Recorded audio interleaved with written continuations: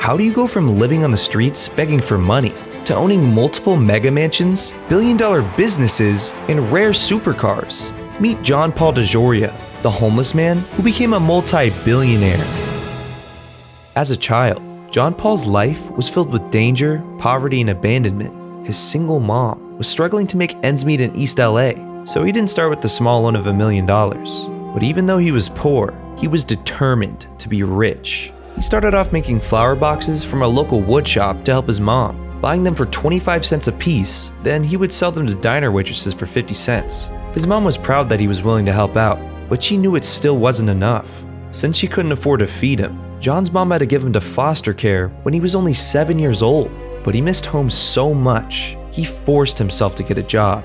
John Paul would wake up every morning at 3 a.m. to sell newspapers and Christmas cards around the neighborhood. Even with that hustle, they were still dead broke. But his mother didn't let their situation prevent John from helping others like them. One Christmas time, this man was ringing a bell, and my mom told my brother and I, take this dime, hold half of it each, walk it over, put it in the bucket of that person ringing the bell. Went back and said, Mom, a dime. Why do we give him a dime? She said, boys, that's the Salvation Army. They help people. No matter how much you don't have in life, there's always someone that has less than you. We always try and give what we can. We can only give a dime this year, but we are helping somebody out. And I never forgot that. Now that's sweet and all, but as a poor kid in LA, he had to do something more than just sell newspapers and flower boxes. And he thought his only option was to join a street gang. And honestly, their name is probably the weirdest shit you've ever heard. The Pink Rats. Yeah, it doesn't sound too intimidating, but don't let the name fool you. They carried knives and went around beating people up in the neighborhood. John claims they never stabbed anyone though, and just used the knives to steal people's money. Of course, he would say that now, but you gotta do what you gotta do. It's clear the gang life didn't help him in the long run though, because John was one bad move away from getting kicked out of school, or worse, going to prison. He needed something that would push him in the right direction, and his teacher did just that. One day during his math class, John Paul was messing around with the girl next to him, but his teacher wasn't having it, and he told him, "You'll never succeed at anything in life." That comment really stuck with him, and he vowed to prove him wrong. John realized that school wasn't for him, and he needed to take a different path. Luckily, right before graduation, a Navy recruiter came by his high school, and John Paul decided this was his chance. The connection he found in his gang, he felt he could find in the Navy. More importantly, he would be making a stable, legal income. But after just 2 years in the Navy, he left with honor to pursue something else. He was just beginning to find his passion, something he was naturally good at, sales. But just as he found his calling, his life began to fall apart. He had quickly gotten married and had a son when he was only 19, and they were living together in a tiny hut. And like most early marriages, things were not working out. One day, he got home from work, and his wife asked him for his car keys. She said she was going to the store, but in reality, she was leaving him for good. She left him a note saying she couldn't take it anymore. His son was left on the ground next to a mound of his clothes. And this wasn't spontaneous either. It was all planned. For the last 3 months, his wife had been pocketing the rent and utilities money, and they were set to be evicted the next day. To make matters even worse, his boss called him up and fired him. All John could do was sit on the floor and cry.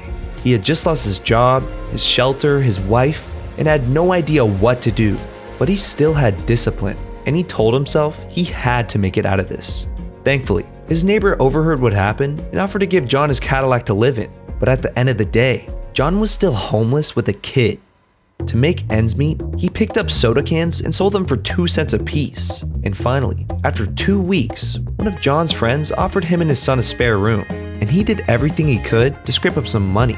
He worked as a janitor, gas station attendant, and repaired bicycles. Most notably, he jump-started his sales career selling something weird: encyclopedias. He would go door to door and was paid only commission. John only got his first sale after knocking on over 100 doors. The average salesperson lasted 3 days selling those books, but JP pushed through the rejections and continued for 3.5 years. And he was definitely a hustler. He went from books to copy machines, insurance, dictating equipment. This dude wanted to be an elite salesman, and he was willing to go through anything to get there, which helped him get involved in the industry that would make him a billionaire. Fast forward a few years, he landed a job at Time magazine, selling editions like Sports Illustrated, Fortune, and Life magazine. But he was hungry to do more and wanted to become a top executive.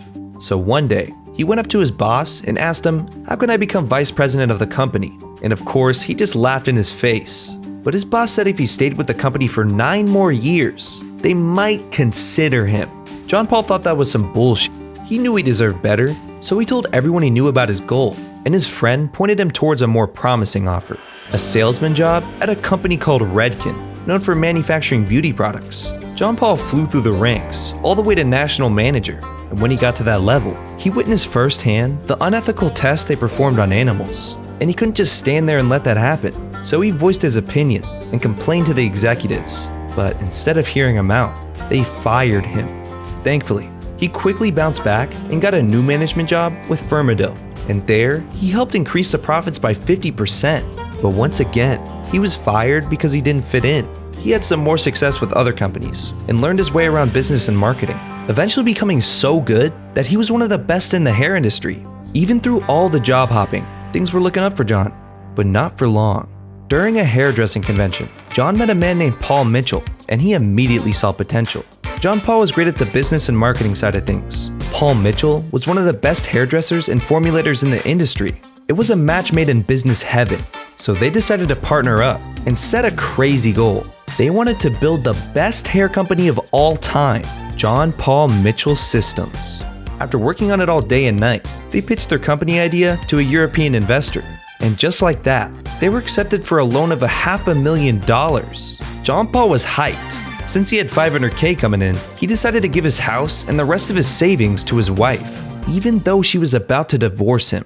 But that would be one of the dumbest mistakes of his life, because when it came time to pick up the loan from the bank, it was gone.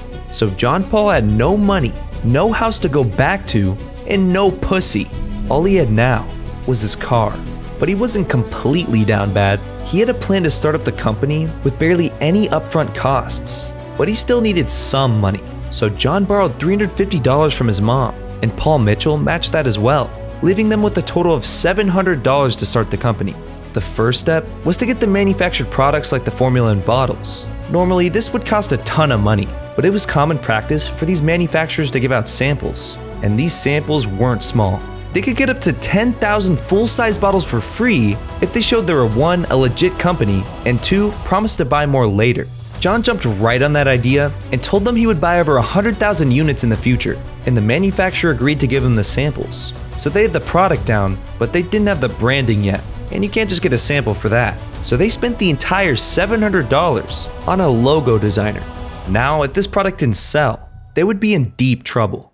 Without an advertising budget, they resorted to giving out free samples to hair salons. If the hairdressers liked their product, it was the ultimate endorsement. So they would give the hairdressers a commission when they sold the product to their customers. For the 1980s, this method was ahead of its time. But that's not all he did. John Paul also went back to his roots and started selling door to door. And of course, he had a unique sales pitch. If you would agree to buy 2 dozen of shampoo one, what we will do in return is we will come in your salon, we will put a bottle at every station. I'll show your people how to introduce to their customers as a benefit of being in your salon. But I'll give you this guarantee, if in 30 days it's not the best product you've ever used and you don't love it, I will come back and take every bottle off the shelf you haven't used or sold out the door and give you your money back. Now that's fair enough, isn't it? They were one of the first hair product companies to offer this, and it worked like a charm. The products and his pitch ended up being successful, and the distributor started working with them full time. His bet on himself worked. Not only did they find even more success, John and Mitchell ensured they would consistently innovate. They became the first company ever to not use animals for product testing, and it became part of the company motto. After that, they discovered a special plant called awapui that had many benefits for the hair and skin. They were one of the first companies ever to care about using green energy as well. Together, they were pioneers of the industry. By 1985, the company made over $100 million in sales. So John Paul Mitchell Systems was getting more and more successful by the day, but not before yet another roadblock. In 1989, John's partner Paul Mitchell was diagnosed with cancer, and shortly after, passed away. John Paul DeJoria was left alone to take over the company, but he'd gone through enough adversity. He was ready. Not only did he lead the company to new heights, he did so by giving back.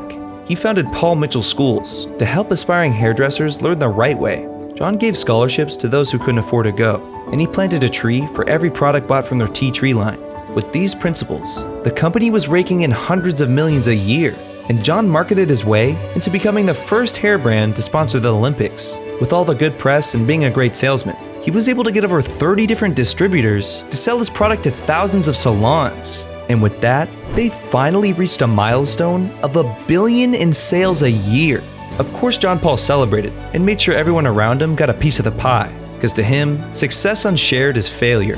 And being from the streets, helping those that were in his position has become one of his biggest priorities. He's donated millions to combat homelessness, specifically in Austin, Texas, where they not only feed the homeless, they also have an entrepreneur center to help aspiring business owners. He also signed the Giving Pledge along with 200 other billionaires, where he vowed to give over half his income back to charity.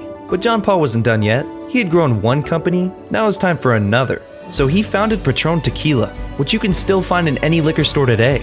In 2018, he sold Patron for $5.1 billion, and with his newly acquired wealth, John purchased a $50 million Malibu mansion, 9 supercars, and a private jet. If anyone should be able to enjoy their money, it's him. In the end, everything will be okay. And if it's not okay, it's not the end.